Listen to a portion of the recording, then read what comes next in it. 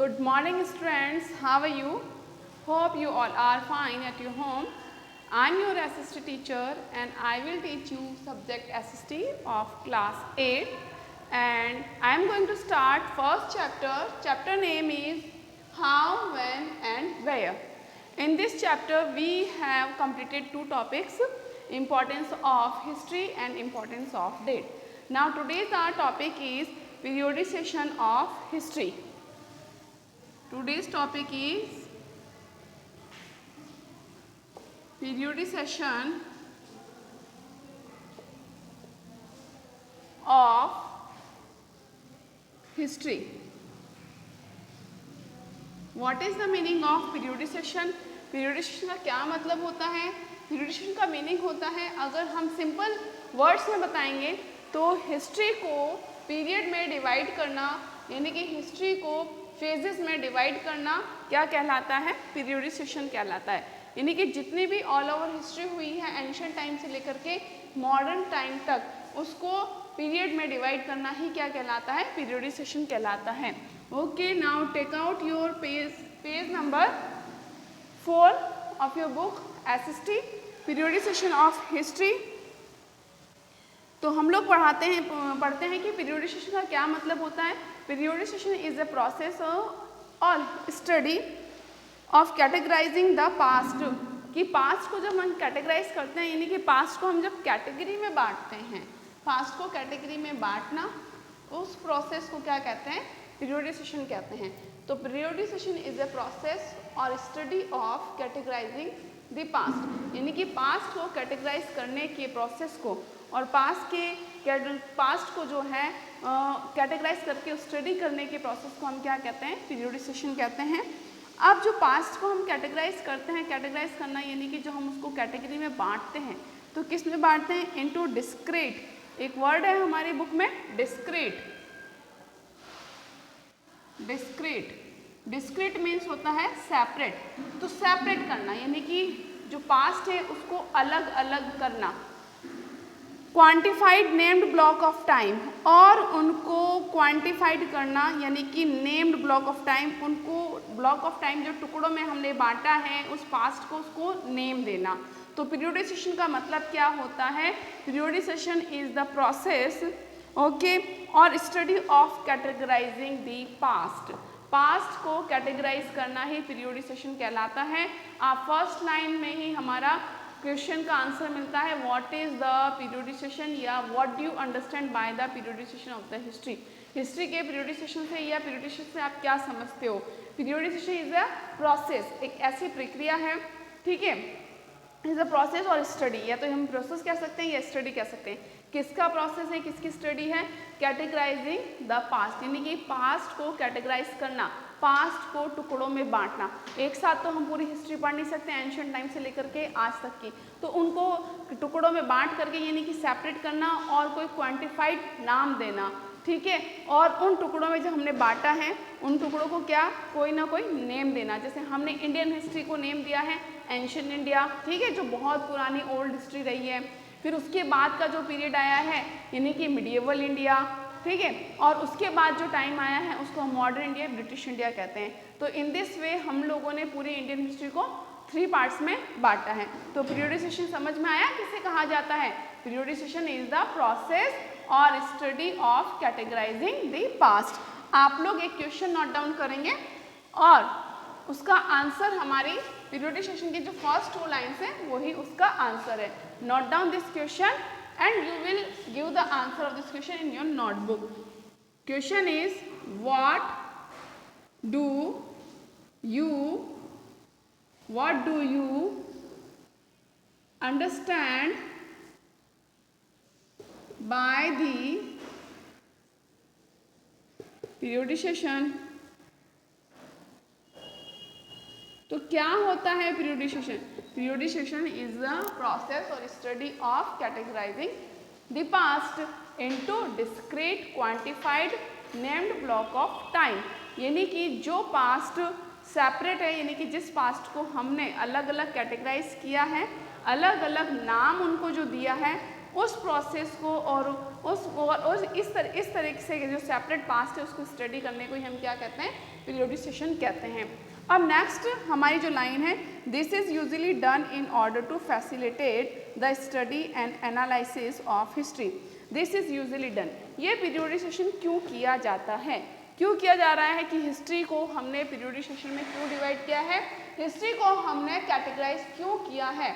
तो this is done in order to facilitate the study, यानी कि हम जो अध्ययन कर रहे हैं, जो हिस्ट्री का हम स्टडी करते हैं, हिस्ट्री को जो हम पढ़ते हैं, इसको फैसिलिटेट करने के लिए, इसको ईजी बनाने के लिए, ताकि जो स्टडी को लेकर के जो हम अध्ययन कर रहे हैं, जो एनालिसिस कर रहे हैं, तो वो ईजी हो जाए। ठीक है, तो हम लोग ईजी लैंग्वेज में क्या किया जाता है, दिस इज यूजुअली डन, यानी कि पीरियोडिसेशन क्यों किया जाता है, टू मेक क्या बनाने के लिए, to make easy study of past, कि पास्ट की स्टडी करना क्या हो जाए, ईजी हो जाए, एंड एनालिसिस ऑफ हिस्ट्री, और हिस्ट्री को एनालिसिस करना भी क्या हो जाए, फैसिलिटेट हो जाए, आसान हो जाए।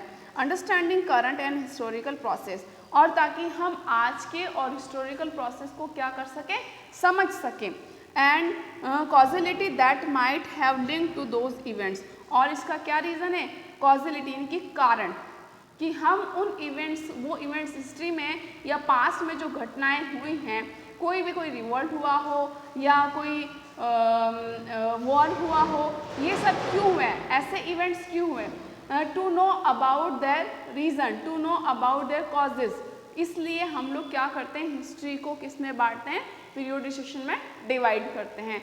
अंडरस्टूड। तो क्या है, why periodisation is done, why is periodisation done, periodisation क्यों किया जाता है।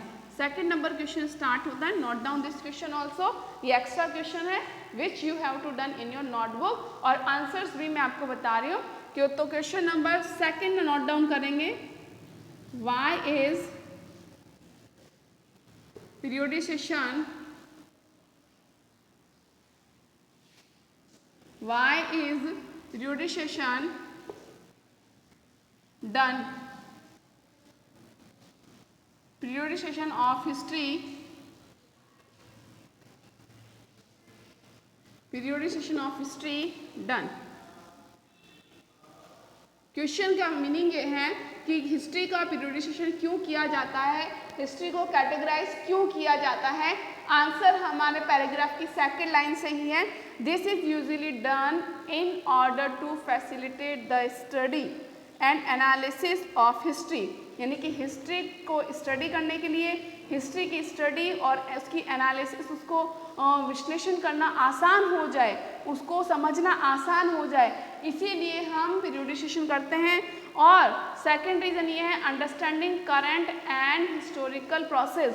थर्ड रीज़न ये है, to know causality that might, to know causality of event that occurred that time, कि और ये जानने के लिए, कारण जानने के लिए, किसी भी इवेंट का कारण जानने के लिए। तो ये थ्री रीजंस है, इसकी वजह से हम लोग पीरियोडिसेशन करते हैं। Now to extend that history is continuous and all system of periodisation are more or less arbitrary. There are significant sources of study the periods of events, and by studying different historical evidence a string of time periods can be formed. इसका meaning ये है कि there are significant sources to study the periods of events. Periods of the events का मतलब है कि किसी भी घटना के समय की स्टडी करना या उसके बारे में जानने के लिए बहुत सारे क्या हैं, सोर्सेस अवेलेबल हैं, और इन एविडेंस की हेल्प से ही हम एक स्ट्रिंग तैयार कर लेते हैं, यानी कि एक टाइम ऑफ पीरियड जो समय है उसका एक हम तार तैयार कर लेते हैं, एक स्ट्रिंग तैयार कर लेते हैं। किन से? The sources available to study history, उन सोर्सेस से जो कि हिस्ट्री के स्टडी के लिए अवेलेबल है। नाउ एक पर्सन रहे हैं जिनका नेम रहा है, तो पीरियोडिसेशन समझ में आया कि पीरियोडिसेशन क्या होता है। पीरियोडिसेशन होता है कि हम लोग जो पास्ट को कैटेगराइज करते हैं, पास्ट को जो हम टुकड़ों में बांटते हैं, उस प्रोसेस को और उस जो टुकड़ों में बांटकर जो स्टडी करते हैं उसको ही हम पीरियोडिसेशन कहते हैं। अच्छा, दूसरी बात आती है पीरियोडिसेशन क्यों किया जाता है या क्यों ज़रूरी होता है। ये इसलिए किया जाता है so that we to make facilitate study and analysis of history, कि हम लोग जो हिस्ट्री की स्टडी कर रहे हैं और एनालिसिस कर रहे हैं वो ईजी हो जाए, और to know about the current and historical process, और दूसरी बात है to know the causality of event of history, history के जो इवेंट्स हुए हैं उनकी कॉजिलिटी जानने के लिए भी हम पीरियोडिसेशन करते हैं। नाउ सेकंड पैरा में आता है जेम्स मिल। जेम्स मिल एक पर्सन थे, वो नोट डाउन करने हैं आपको 2 questions and you have to give answer of this questions in your notebook, okay. And now मैं स्टार्ट करने वाली हूँ कि James Mill, who was James Mill? James Mill कौन थे?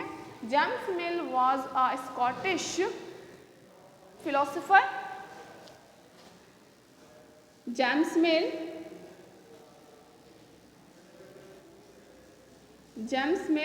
was a Scottish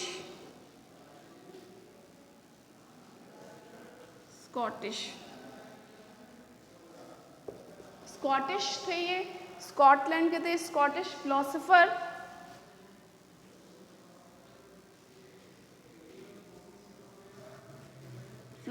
थे स्कॉटिश, और एज वेल एज वो साथ ही साथ के थे हिस्टोरियन भी थे और इकोनॉमिस्ट भी थे, ठीक है। तो मैं इनके बारे में क्यों बता रही हूँ आपको? James mill was a Scottish philosopher, ठीक है, और हिस्टोरियन इकोनॉमिस्ट थे। अब इन्होंने क्या किया? ही begin his history of British India in 1808। इन्होंने, ये जो पर्सन हुए हैं, इन्होंने ब्रिटिश इंडिया की हिस्ट्री, किस इंडिया की? ब्रिटिश इंडिया की। ब्रिटिश इंडिया क्यों कहा है? कि जब इंडिया पर ब्रिटिश रूल था तो उस टाइम इंडिया क्या कहलाता था? ब्रिटिश इंडिया की जो हिस्ट्री है, इतिहास के बारे में इन्होंने लिखना शुरू किया इन 806 में, ठीक है, 806 में, expecting it to take him about 3 years। और इन्होंने एक्सपेक्ट किया मतलब उम्मीद ये की कि ये 3 साल में कंप्लीट हो जाएगी, but its completion prove to take instead 12 years। लेकिन इस हिस्ट्री को लिखने में उनको 12 साल लगे, with 3 substantial volume at last being published early in 1817। इसका मतलब ये है कि but its completion proved to take instead 12 years। और इसका जो कंप्लीशन है, यानी कि जो इंडियन हिस्ट्री वो लिख रहे थे ब्रिटिश इंडिया की, वो 12 साल में कंप्लीट हुई, ठीक है, with 3 substantial volumes। With 3 substantial volume का मतलब है कि ये जो हिस्ट्री उन्होंने कंप्लीट करी 3 ठोस स्टेज में कंप्लीट करी, यानी कि इंडियन हिस्ट्री को इन्होंने कह सकते हैं कि सब्सटेंशियल 3 स्टेज में बांटा, यानी कि ठोस 3 स्टेज में बांटा है। और ये एट लास्ट बीइंग पब्लिश्ड, और कब पब्लिश्ड की गई? अर्ली इन 1817 के अर्ली ईयर्स में, ठीक है। इन 1819 he was appointed an official in India house. और जेम्स मिल को इंडिया हाउस में एक ऑफिशियल, एक अधिकारी के रूप में भी क्या किया गया? अपॉइंट किया गया। Despite his drastic criticism in the history of British rule in India, हालांकि उनकी जो हिस्ट्री थी उसमें क्रिटिसिज्म, बहुत सारी आलोचनाएं होने के बावजूद भी इनको इंडिया हाउस में क्या किया गया? एक ऑफिशियल के रूप में या एक ऑफिशियल के पोस्ट पर अपॉइंट किया गया। तो जेम्स मिल कौन थे? Who was James Mill? James Mill was a Scottish philosopher, historian economist, okay, and he began history of British India in 1806। और इन्होंने ब्रिटिश इंडिया की हिस्ट्री लिखना 1806 में किया, and he was expecting that it would be completed in 3 years। और उनको लग रहा था कि ये जो हिस्ट्री वो 3 साल में कंप्लीट कर देंगे, but it took 12 years in its completion. लेकिन इसकी कंप्लीशन होने में इसको कितने साल लगे? इनकी हिस्ट्री को 12 साल लगे, विथ 3 substantial volume। और ये जो हिस्ट्री इन्होंने 12 साल में कंप्लीट करी, कितने? विथ 3 substantial volume का मतलब है कि 3 ठोस स्टेज में ये हिस्ट्री इन्होंने कंप्लीट करी। और एट लास्ट कब हुई ये? 1817, अर्ली 1817 में इनकी हिस्ट्री कंप्लीट हुई। और 1818 में जेम्स मिल को क्या अपॉइंट किया? इंडिया हाउस में एक ऑफिशियल की पोस्ट पर अपॉइंट किया गया। अब हम बात करते हैं कि ये जो इन्होंने इंडियन हिस्ट्री को 3 सब्सटेंशियल वॉल्यूम में जो डिवाइड किया था। सब्सटेंशियल वॉल्यूम का मतलब होता है ठोस स्टेज में। तो हम लोग बता रहे हैं कि जेम्स मिल divided Indian history into 3 phase. Indian history को कितने फेज में डिवाइड किया, कितने पीरियड में डिवाइड किया? फेज का मतलब होता है टाइम ड्यूरेशन, पीरियड। तो इंडियन हिस्ट्री जो टोटल इंडियन हिस्ट्री रही है तो उसको किस में डिवाइड किया? 3 फेज में। जेम्स मिल डिवाइडेड इंडियन हिस्ट्री को जेम्स मिल ने कितने फेज में डिवाइड किया? Into 3 phase. How many phase he divided Indian history? 3 phase और 3 पीरियड में। कितने पीरियड में? इंडियन हिस्ट्री का पीरियडाइजेशन इन्होंने 3 पीरियड में किया है। फर्स्ट पीरियड दिया है हिंदुइज्म। फर्स्ट पीरियड का क्या नेम दिया है इन्होंने? हिंदुइज्म। सेकंड पीरियड को इन्होंने नेम दिया है Muslim. And last and third period को इन्होंने नाम दिया है ब्रिटिश। तो आप थोड़ा सा माइंड लगा सकते हो ये पीरियडाइजेशन इन्होंने कैसे कर दिया, क्या नाम, क्यों नाम दिया इन्होंने हिंदुइज्म का, मुस्लिम का, ब्रिटिश का? तो he divided Indian history into 3 phases named Hinduism, Muslim, British, and he had done this periodization on the basis of religion of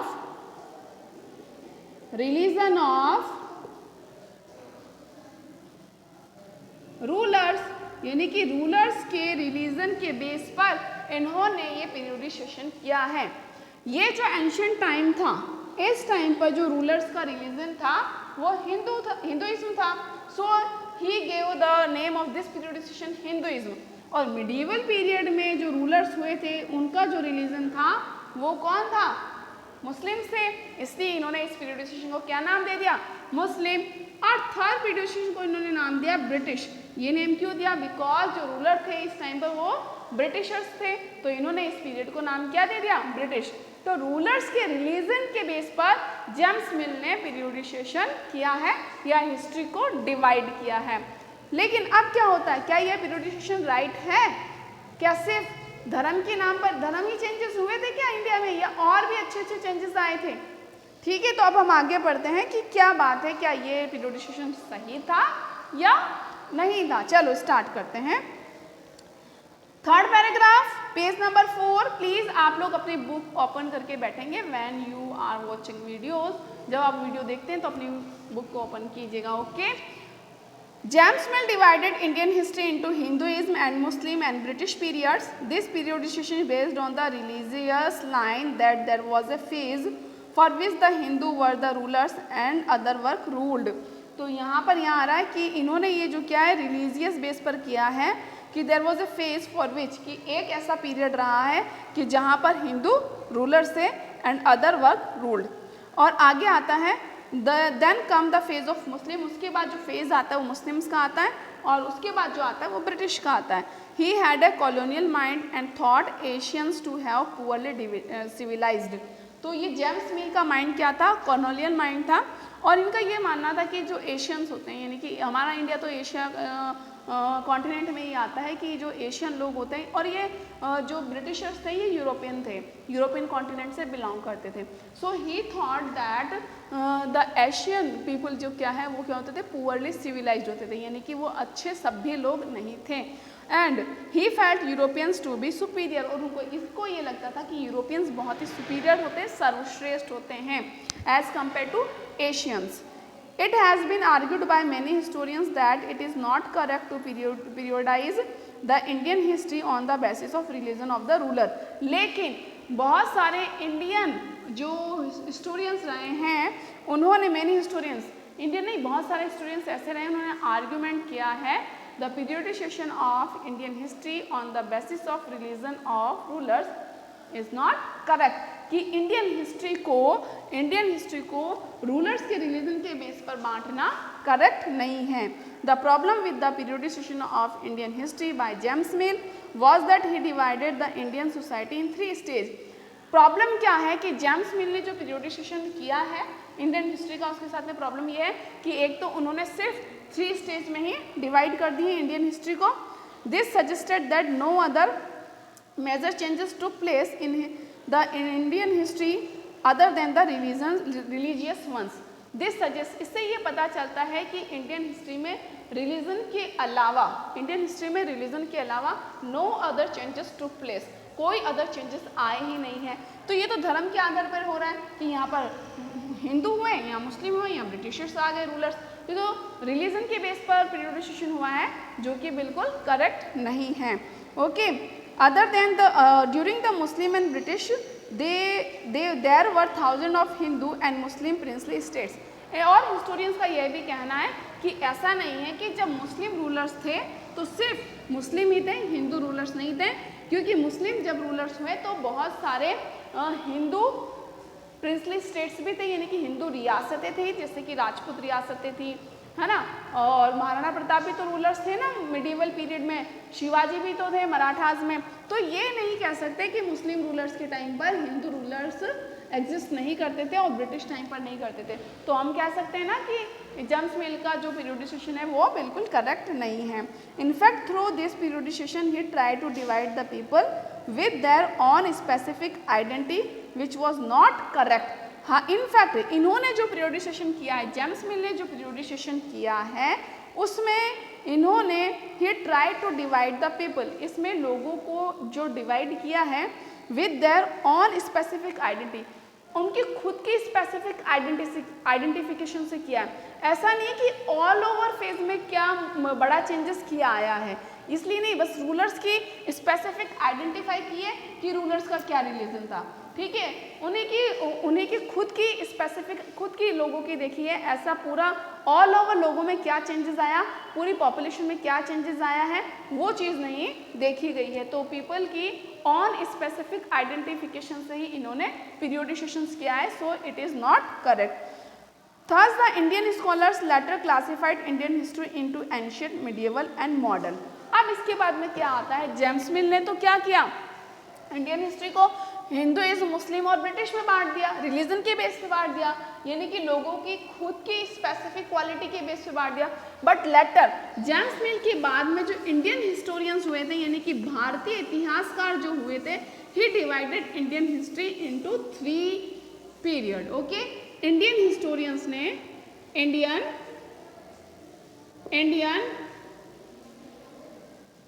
historians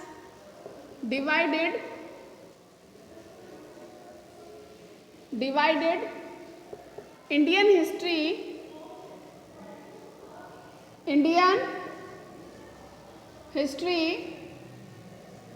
into 3 period. कितने पीरियड में? 3 पीरियड में, 3 पीरियड्स. अब ये 3 पीरियड्स कौन कौन से हैं? एंशियंट,